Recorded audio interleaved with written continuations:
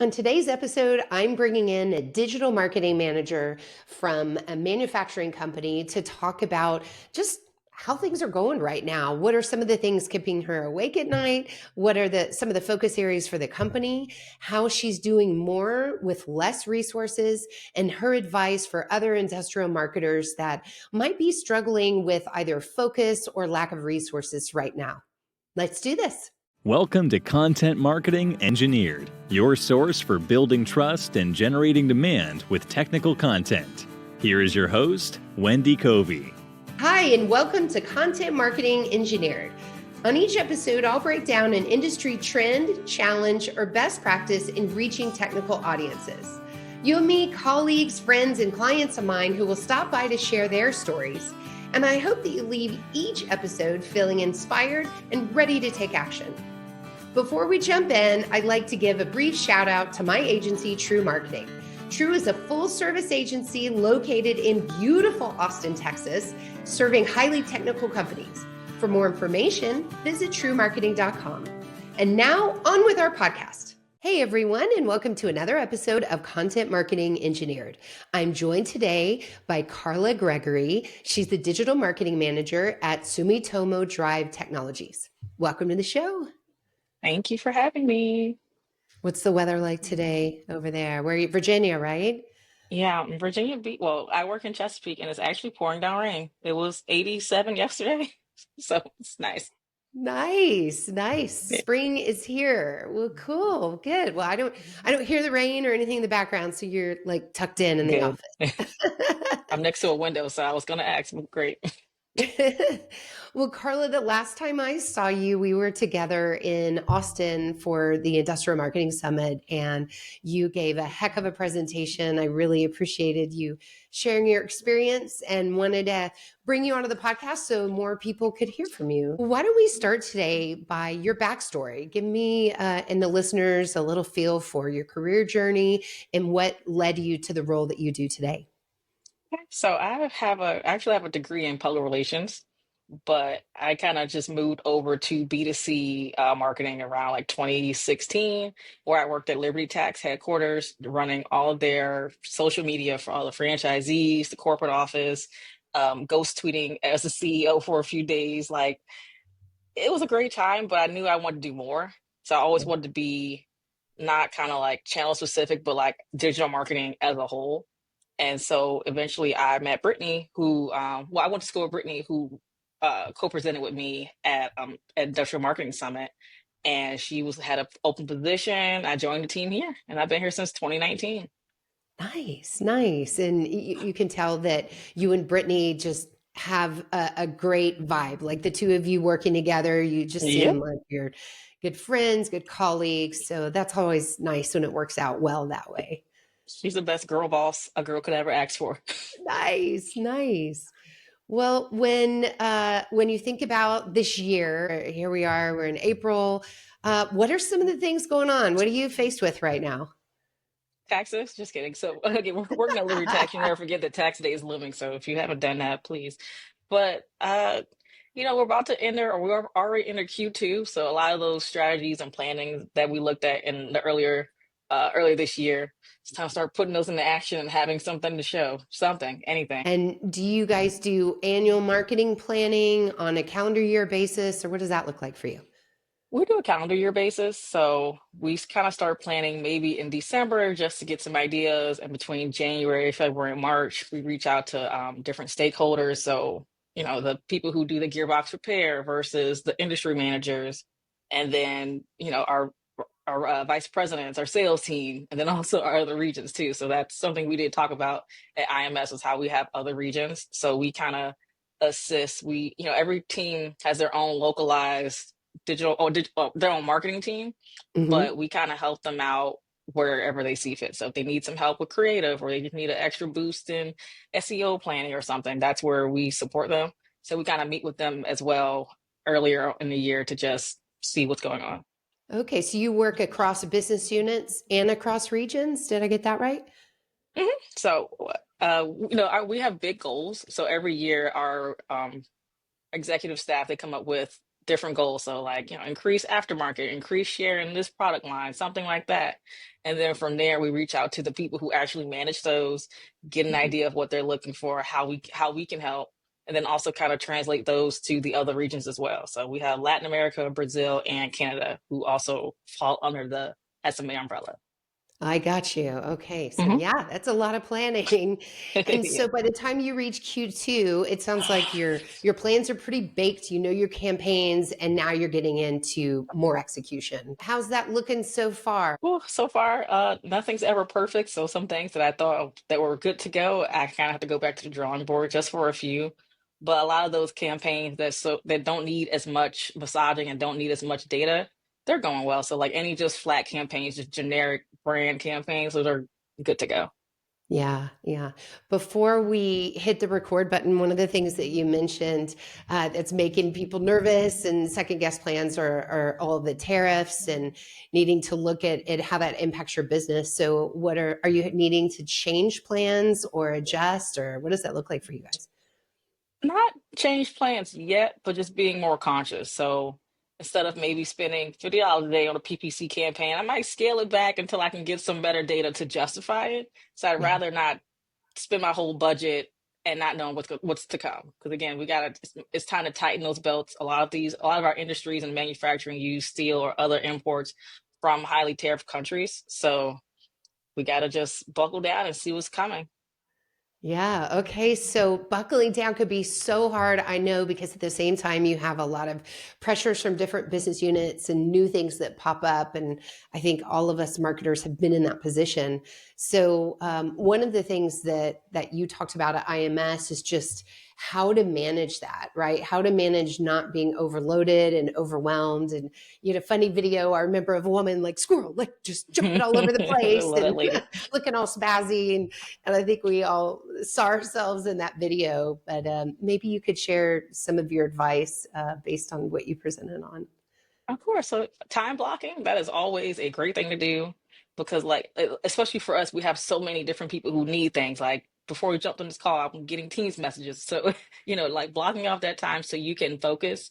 And when you focus on what matters, think about your job and the biggest impact you can make. So again, with these tariffs, you're probably not going to get the three employees that you want to maybe hire. That might not happen. So you have to just figure out what to do and do it the best you can. So if you need to start using better automation, if you need to use our favorite thing in the world, AI your heart out, at least for the next 3 or 4 months until we get a better idea of what's going on. Like set your expectations low for any additional funding or budgets or help, but still try to keep your output the same or if not do more. Tell me more about how you're using AI and what does your journey look like there? But we definitely use AI for more like persona based research and content, and also for automation. So when it comes to any monthly analytics, I talked about, I don't think I had enough time at our IMS presentation, but I had connected just some data sources to Google Sheets that's like an automatic drip. And from there, I have a GPT that I can just talk to, and I can just actually like, okay, what's the stats for Q1 2024? And it'll give me that data. I can also pull the data on my own, but I like having this self-service option. So if, when I go to the Bahamas in June and someone just needs to know how much we spent on PPC compared to other channels, they can go in there on their own, or my employee can go in there, Brittany can go in there and get all the answers she needs to almost all of our channels. I love that. When we started experimenting with AI, that was one of our first things too, is man, these measurement dashboards are Mm-hmm. really manual, right? They take a lot of time to So create. And long. when you rather put the energy into analyzing the results and making changes if needed rather than pulling all the data. It used to take me at least 4 to 5 hours to just go through each channel and be like, okay, Facebook.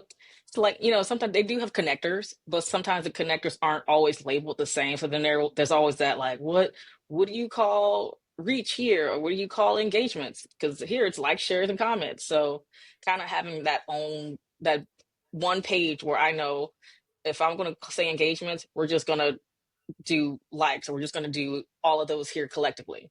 And just Mhm. having it is just so it's just so helpful to have. Like I use it to get a better idea of just what's going on the channels and to give a better high level overview of how everything's performing. That's awesome. I know another thing that you talked about at IMS was not having standardized processes or workflows or ways of doing things. Tell me about how you guys standardize some of that.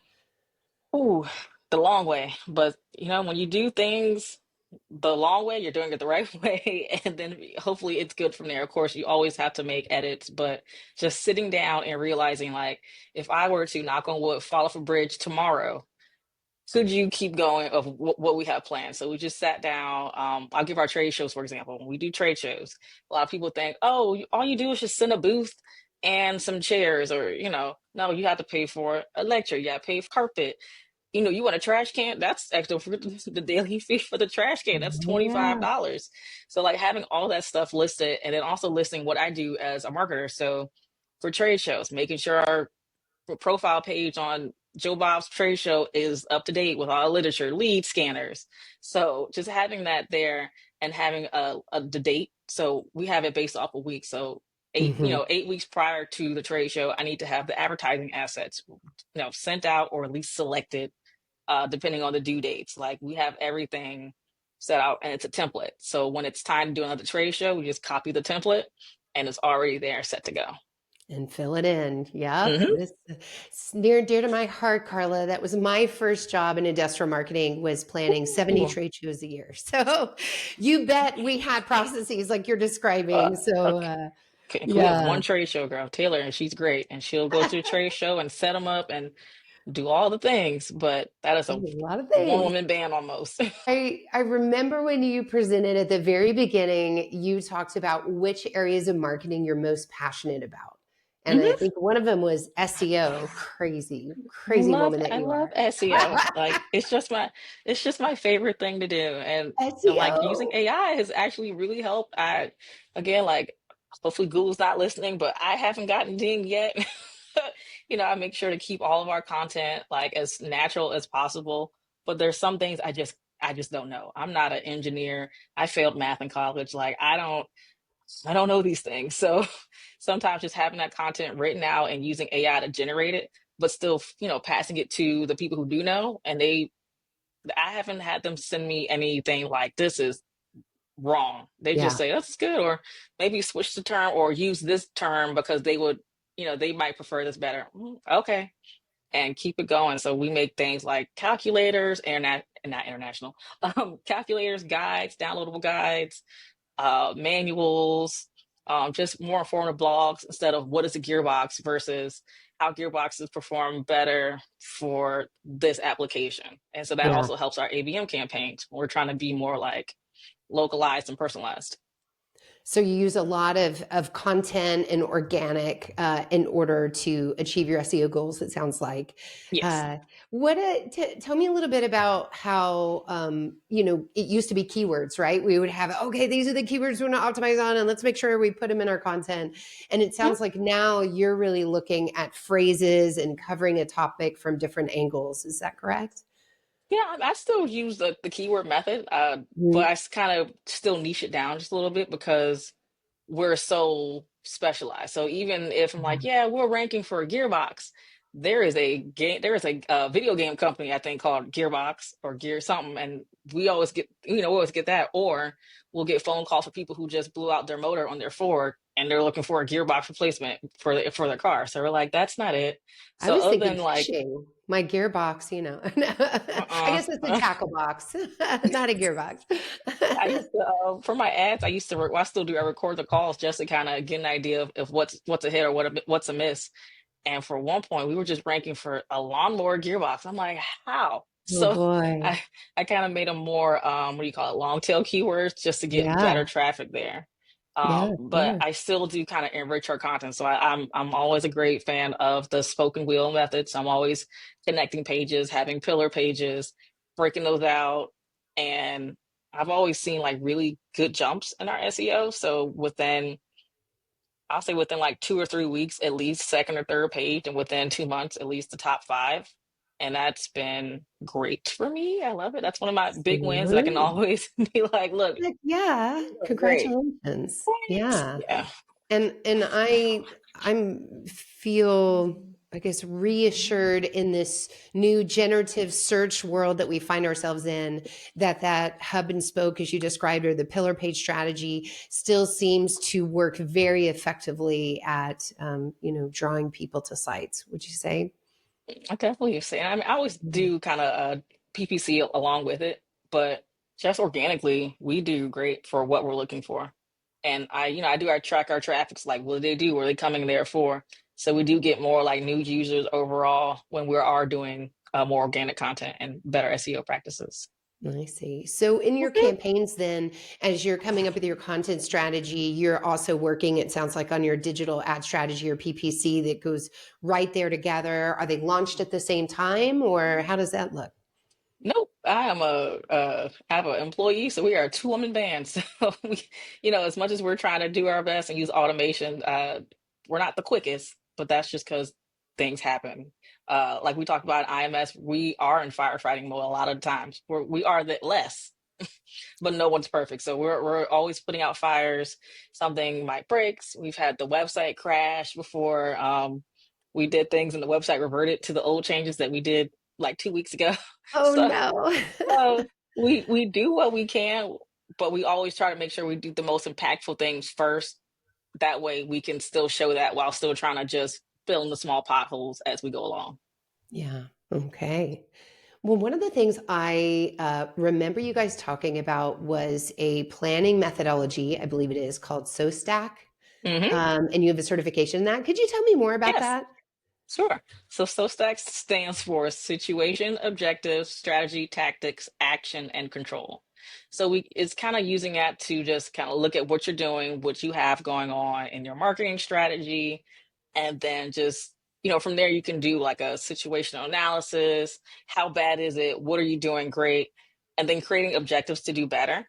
And then after you do objectives, you just do the strategy, actions, and controls. So you just to me, it's the basis of a marketing plan. A lot of people might not know it was called SoStack or know that whole Yeah. overall thing, but that's that's how you do it. I've made one for the us as the region, so like looking over how the U.S. does things versus Canada versus Brazil and Latin America. My employee, she did just an overall social media one, so now we know like places where to not double dip. So Latin America, they have social media on lock. They're great.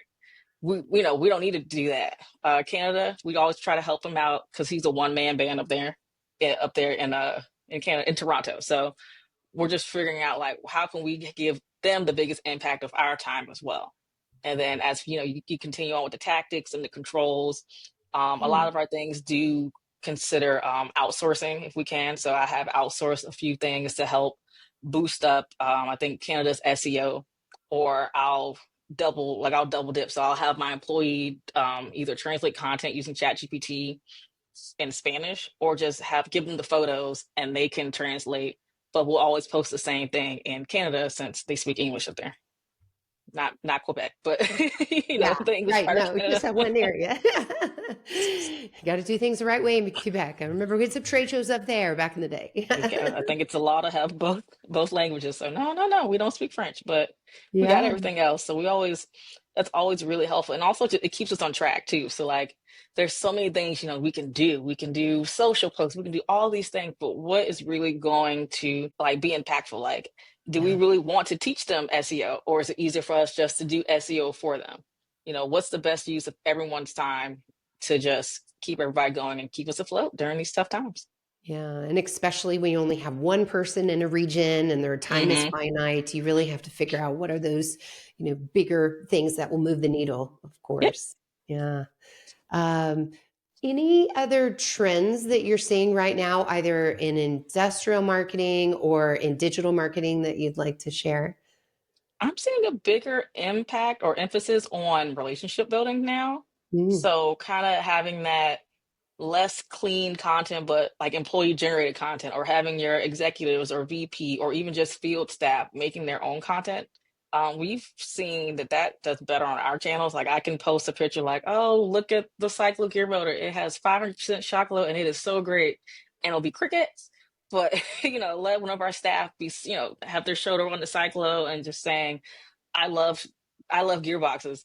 1,000%, and I'm not exaggerating, 1,000% engagement, like, shares, 100 comments. So we've kind of leaned a little bit more onto employee generated content, and then also having our public. So we have public relations now. So we do public relations, and I don't think that's widely done in our industry, but having that attached to what we do in digital marketing has shown to be really Yes. impactful. So Yeah. it's a better tie-in into like who we are, because a lot of us, we all not all make the same things, but how many different pens do you need? Like, you got Bic, you got the other place. It's a pen. Maybe this one has a soft grip, so it's so much cooler. But most people care more about like who's making it, who's doing it, how can I relate to them, and that's what we're seeing more in the process. Even with our sales team, they like to go, not door to door, where they like to have more FaceTime, and that's Yeah. great for us. So just relationship building and putting more emphasis on the people and not the product is a trend that I see growing. We also have Okay. a VP. Her name's Sarah. She was a VP of business development, but now she does customer success, I believe, in product. But she's big on social. Now she's been like featured in a few of our industry communities. She loves posting. She loves posting what she sees outside in the shop or anywhere. And it's just so great to see like someone of that high level being such an impact on social, and people recognize her like, oh, Sarah, da, da. Or she'll reach out to influencers.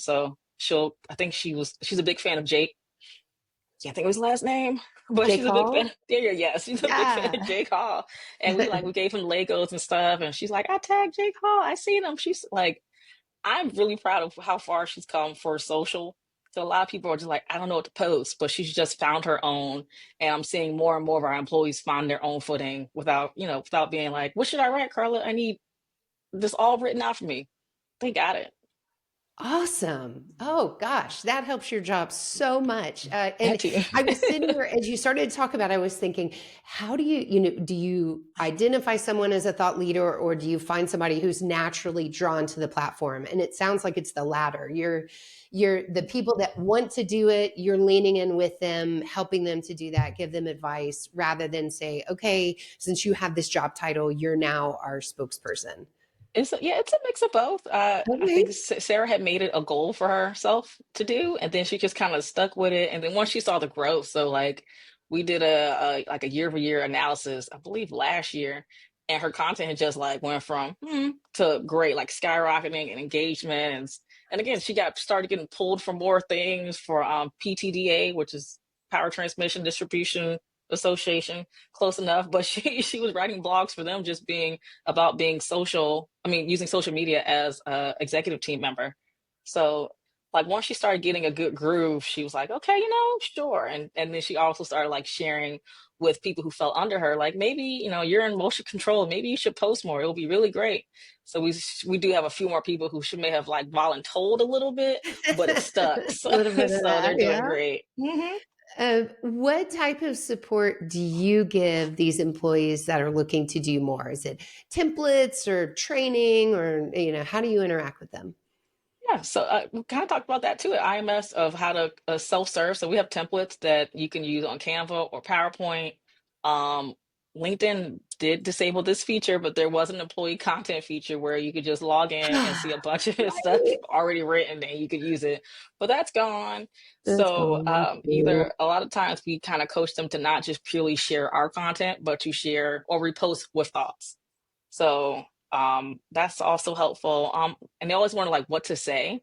So at one point it was like, what to say, I knew exactly what to say. But now I don't get those questions that much. So I think even just having like Okay. ChatGPT and also telling them to, they will use ChatGPT, but I would say make sure you add natural and conversational to your prompt, please. So now they've done that, they've gotten a lot better. So it's not like our premium selection of efficient gearboxes made by superior Japanese steel, or it. Yeah. I was like, please, Uh-huh. please. So now that they kind of got those prompts a little bit better, I'm 80% hands off. I'm always here to look, or if they have a question, or sometimes they might need help with the link.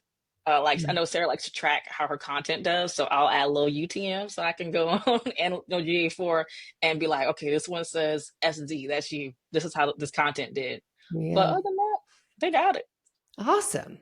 What have you seen work or not work in terms of including links on LinkedIn posts? Yeah, you're going to A/B test that. So we have been seeing a little bit less engagement with things that have links.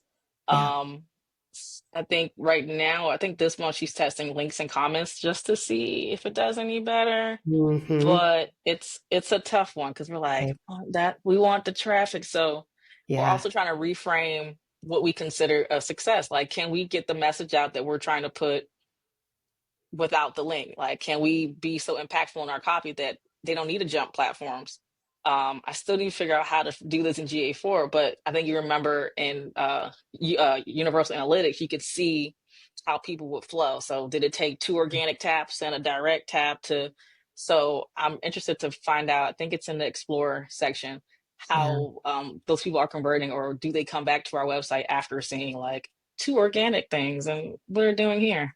Right. Yeah. We're definitely seeing that impact too when the link is there versus not there. And it's like, oh, but we really want the link. It's Yeah. tough. And we want to do Um, more LinkedIn articles too. So oh yeah. we're trying to Good. work on that to see. I mean, we do not articles, we do the blogs and newsletters, but sometimes having the links in there, they might not get as much traffic either. So I don't know. I want my traffic. I want I want my numbers, but Yeah, yeah, I hear yeah. you. I had a technical sales manager on the show just a few weeks ago named Wes Murray from Hayward Flow Control. And he was talking about how sometimes his posts and he does some great posts, like he spends the weekend with these big pumps like coming out of ponds Oh, and dragging them across the desert, and he gets his kids involved, and they're really I need cool that. videos. I need Yeah, you that have to go content. check him out, Westbury. But anyway, he said, sometimes I don't get a lot of engagement with them, but then I'll go to a lunch and learn or seminar, and like everybody in the room has seen that video, but no one is liking it, no one is commenting. Hmm. And so he's like, anecdotally, I know it's making a difference, and it's helping people know who I am and what I'm about before I ask for that meeting. And so he's finding it easier to get doors opened through it. Hmm. So I found that an interesting takeaway of just you Yeah. never know how many people are interacting with it, right? I know I sometimes consider impressions of like a vanity metric, but depending on the goal, I guess you gotta start looking at it. Yeah, I I mean, prefer better be engagement and legit. hard clicks, but that's just me. I know, I know. Well, listen, I don't want to take up too much more of your time, but is there anything else we haven't covered? Any parting thoughts that you'd like to give for all the industrial marketers out there? Just keep going. We know times are going to get a little tough, so do what you can, automate what you can, and then just ask your friends for help. Not friends, but ask your colleagues for help. If you need someone to look at something, you need someone to help you out, find your friends on LinkedIn or that you may have met at Industrial Marketing Summit, or reach out to your friends at True Marketing. They always have great content and blogs and classes that I'm going to take. So just do what you can with as little budget or as little spend as you can. There you go. It's times we're in, right? Got to make it. You have to do more with less. Yeah, Yeah. yeah. Karla, how can people connect with you and learn more about Sumitomo Drive Technologies? Yeah, so you can just follow us on LinkedIn at Sumitomo Drives USA, or follow me on LinkedIn. I think Wendy will spell my name so you can find me easily because my name is Karlaa Gregory. So yeah, Well, I will put a link to your LinkedIn in the there you show go. notes for sure, as well as the company URL. So, all right. Well, thank you so much for your time today. All right, thank you. Thanks for joining me today on Content Marketing Engineered. For show notes, including links to resources, visit truemarketing.com/podcast. While there, you can subscribe to our blog and our newsletter and order a copy of my book, Content Marketing Engineered. Also, I would love your reviews on this podcast. So please, when you get a chance, subscribe and leave me your review on your favorite podcast subscription platform. Thanks and have a great day.